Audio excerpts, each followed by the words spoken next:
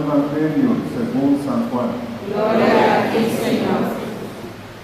En aquel tiempo, Jesús dijo a sus discípulos: si me aman, cumplirán mis mandamientos.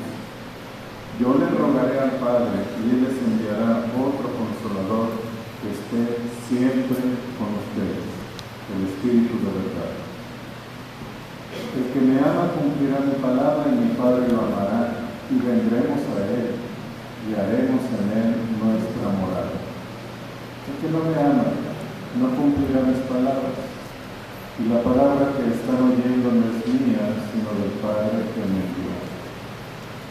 Les he hablado de esto ahora que estoy con ustedes, pero el Consolador, el Espíritu Santo que mi Padre les enviará en mi nombre, les enseñará todas las cosas y les recordará todo cuanto yo les he dicho.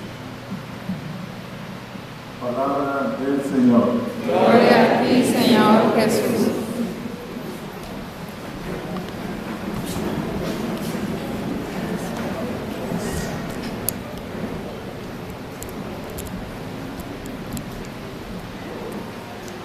¿Cómo andan de sueño, más o menos? ¿Quién tiene sueño? Muy bien. ¿Nos dan permiso de que nos pellizquemos? Digo, porque al final de cuentas, la experiencia del Espíritu tiene que ver también con algo que en cierto modo nos pellizca. Vamos a ver por qué. Empiezo con esta pregunta. ¿El Espíritu tiene que ver con cosas inmateriales o con cosas materiales? Inmateriales, por acá nos dice que con las dos. ¿Alguien más dice que con las dos? Los niños, muy bien. Qué buena herramienta. En realidad, yo creo que sí tiene que ver con las dos. ¿Por qué razón? Porque si no tiene que ver con las dos, el Espíritu Santo parecería ser el mejor sustituto, digamos, para que está en proceso de legalización de la marihuana con uso lúdico, sería el equivalente casi. Y si nos permite sentir un consuelo, nos permite sentir un alivio en situaciones difíciles, pues hasta inclusive podríamos decir que el Espíritu Santo podríamos decir que es el equivalente a decirle a alguien: no te preocupes, todo va a salir bien.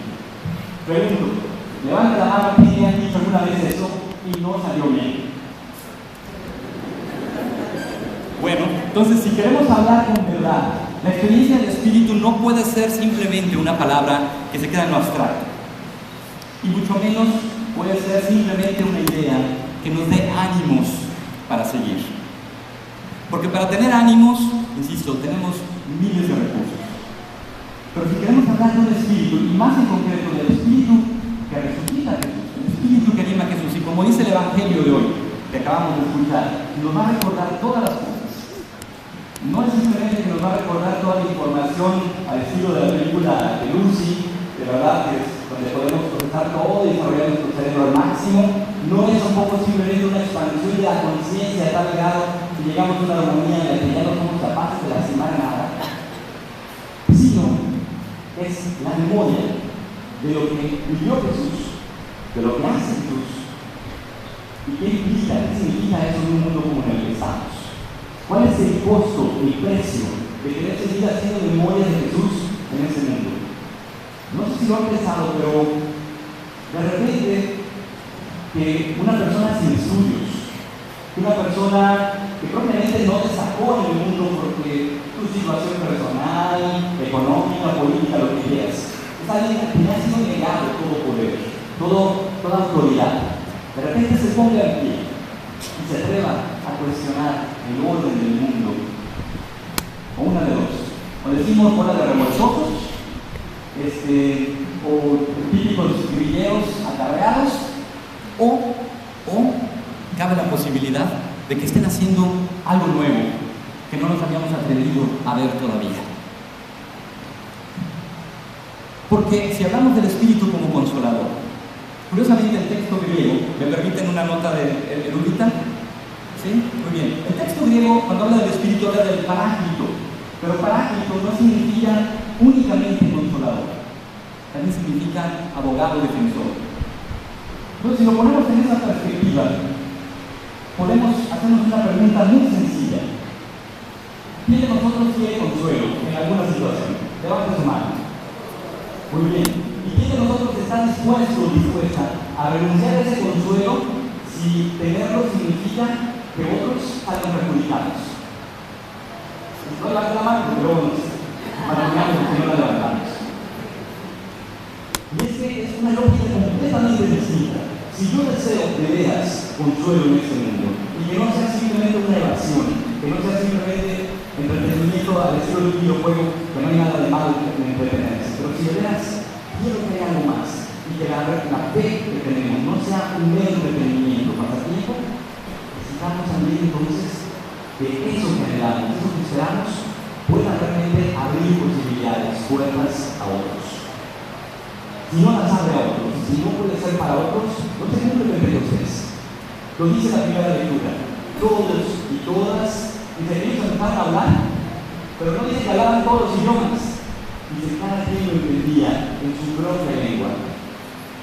Entonces, no es que nos hace políglotas, sino que hace posible que haya una experiencia que podamos compartir.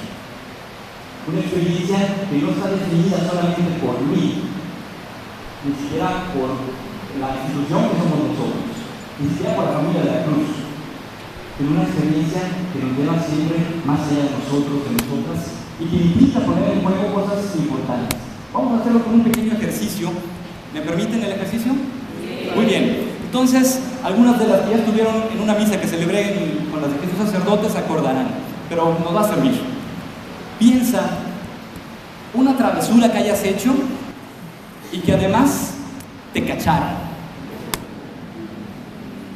y que seguramente hubo repercusiones, la que tú quieras, si quieres de cuando eras niña, niño o ya de grande, también nunca, los adultos también hacen travesuras aunque crean que no. Piénsenlo. ¿Ya la pensaron? Muy bien, ahora se la vas a decir al que tienes al lado. Si es demasiado reveladora, piensa otra. Pero tienen ahí 2 minutitos para que compartan con quien tienes al lado. Es la travesura y también si te cacharon, ¿qué repercusiones hubo? Ahora bien.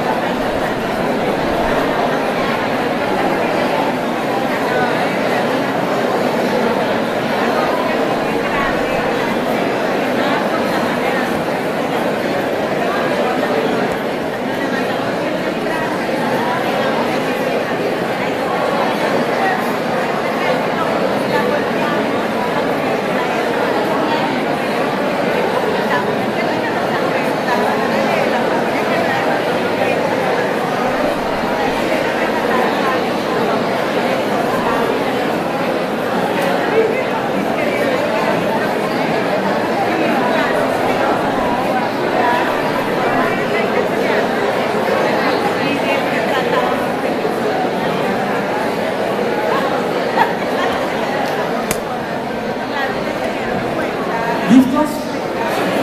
Bueno, en primer lugar, esto que se escuchaba, pudiéramos decir que se parece mucho a la experiencia de Pentecostés. Se oye un rumor muy fuerte, donde cada quien estaba hablando, en ese caso no de las maravillas de Dios, de las maravillas de la travesura. Pero, ¿por qué este ejemplo? Es que piensa un momentito. ¿Qué puede ser más interesante que la idea de saber que voy a hacer algo que implica afrontar la autoridad, enfrentarla, desafiarla, sabiendo que me van a castigar probablemente, y aún así me cachan? Y con todo y todo, digo, a lo mejor la travesura no se fuera la quinta maravilla del mundo, y sin embargo puedo decir, no me arrepiento. ¿Sí? simplemente viendo las caras de los que estaban compartiendo, se ve que estaban gozando. Y es que la experiencia del Espíritu también tiene que ver con esa capacidad de poder no simplemente desafiar la autoridad. Porque desafiar eso cualquier rebelde sin causa en la adolescencia lo hace, hoy en día los niños más tempranos también, y nosotros aquí lo hacemos. Pero cuando dices, que puedes ser tan fuerte como para que yo pueda decir, estoy dispuesto a perder, a que algo me suceda, y sin embargo decir, y aún así no me rajo, sigo ahí. Si eso puede ser una travesura, ahora trata de entender qué sería mantenernos fieles a la propuesta de Jesús, que implica realmente enfrentarnos con todo, no un mundo de que el mundo es el malo y nosotros somos los buenos, somos parte de ese mundo, nos nutrimos de ese mundo, nos vestimos con los productos de ese mundo. No podemos decir simplemente que porque yo tengo otros valores, otras ideas, yo no soy parte de lo que pasa. Por supuesto que soy parte de lo que pasa. Lo dice la de segunda lectura, estamos en la búsqueda de un bien común. Y entonces, si yo les digo, vamos a poner en cuestión la pretensión de ser los únicos en tener la autoridad y la verdad. Poner en cuestión la idea de un bienestar donde, con trabajo honesto si quieres, pero donde soy el único, o somos los únicos que nos beneficiamos realmente de ello, es uno de tontería. Enfrentamos una sociedad que tiene que lidiar con la violencia y lo recluimos por el miedo. Y eso es lo que pasa en Pentecostés. Están recluidos por miedo. ¿Qué es lo que puede hacer que un ser humano pueda ponerse de pie y decir, no vamos a dejar que el miedo sea la última palabra? Esa es la pregunta. Si le digo el Espíritu, les contesto con una respuesta muy abstracta. Pero lo que sí podemos evocar es la experiencia de un Jesús que contra todo se mantiene firme, no por su capricho, sino porque está convencido que la experiencia de amar a una humanidad concreta, de carne y hueso, de una humanidad que es capaz de traicionar, que es capaz de fallar, de decepcionar, y sin embargo es capaz también Jesús de decir, aún así, siguen siendo mis hermanos y hermanas. Eso nos hace entender que estamos hablando de otro mundo, de algo que está gestándose, y que necesitamos mantener esa memoria de Jesús. ¿Por qué? Porque si Dios solo sirve para mantener mi propio estatus, entonces no es el Dios de Jesús. ¿A qué me refiero con esto? Sencillito. Si solo le pido a Dios para tener salud, para tener un buen trabajo, para que no me corran, que son cosas muy buenas, que mi hijo, mi hija encuentren buena pareja, porque cómo es difícil en que encuentren buena pareja, porque quiero que me garantice que no perdamos, entiendo que son preocupaciones muy válidas. Pero si Dios solo sirve para mantener mi nivel de vida y mi situación, entonces no es el Dios de Jesús. Pero sí, el Dios de Jesús, esa apertura del Espíritu, implica poner en juego también hasta los mismos lugares en que nos movemos, las mismas formas de poder que tenemos.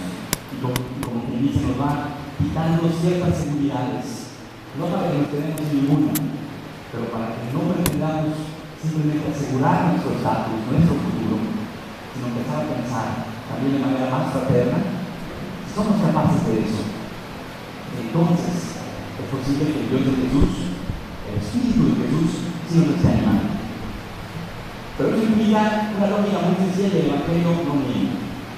Para que unos suban es importante que otros bajen. Y no tiene por qué ser por la ley violenta. No tiene por qué ser por la ley de la fuerza.